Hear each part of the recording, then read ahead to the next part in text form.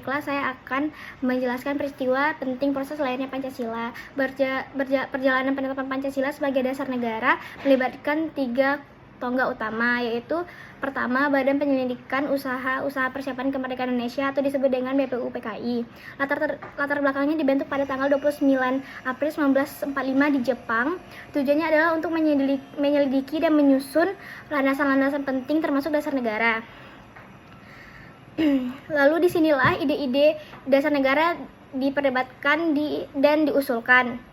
Puncak perdebatan terjadi pada sidang 29 Mei sampai 1 Juni 1945, di mana tokoh seperti Muhammad Yamin, Supomo, dan Soekarno menyampaikan gagasan mengenai dasar negara. Yaitu Piagam Jakarta atau Jakarta Center. Latar belakangnya yaitu setelah usulan-usulan dasar negara disampaikan di BPUPKI, dibentuklah Panitia 9 untuk merumuskan usulan-usulan tersebut. Pada tanggal 22 Juni 1945, Panitia 9 menghasilkan rumusan awal pembukaan Undang-Undang Dasar yang dikenal sebagai Piagam Jakarta. Piagam Jakarta menunjukkan adanya semangat kompromi dan musyawarah yang tinggi. Isi aslinya dapat frasa ketuhanan dengan kewajiban menjalankan syariat Islam bagi pemeluk-pemeluknya. Selanjutnya yang ketiga yaitu Panitia Persiapan Kemerdekaan Indonesia atau PPKI. Latar belakangnya itu dibentuk setelah BPUPKI dibubarkan. Tugas utamanya adalah mempersiapkan segala hal yang berkaitan dengan proklamasi.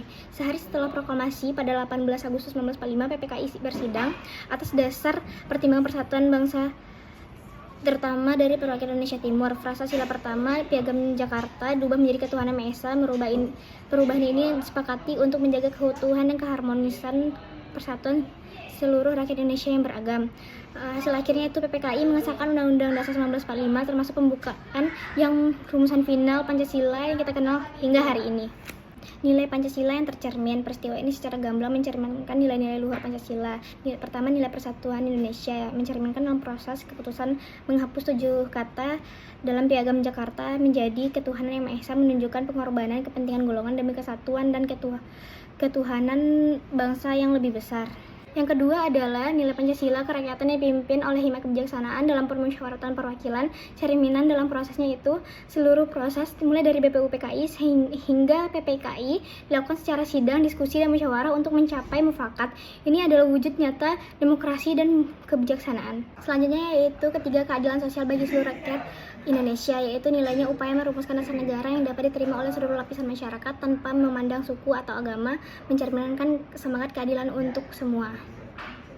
Baiklah, pelajaran yang dapat kita ambil yaitu pelajaran terpenting dalam proses adalah semangat kompromi demi persatuan. Para pendiri bangsa kita adalah sosok-sosok dengan latar belakang dan ideologi yang berbeda. Namun ketika dihadapkan dengan kepentingan bangsa yang lebih besar, mereka menyampaikan ego pribadi dan golongan. Mereka menyadari bahwa Indonesia tidak bisa berdiri tanpa menerima dan menghargai keberagaman yang ada.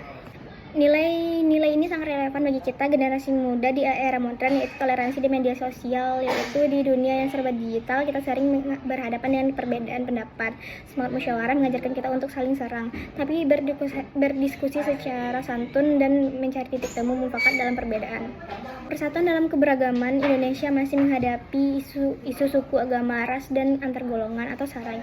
Kisah BPUPKI dan PPKI mengingatkan bahwa persatuan adalah harga mati. Kita harus menjadi garda terdepan dalam menjaga toleransi dan menolak diskriminasi di lingkungan kampus, kerja, dan masyarakat.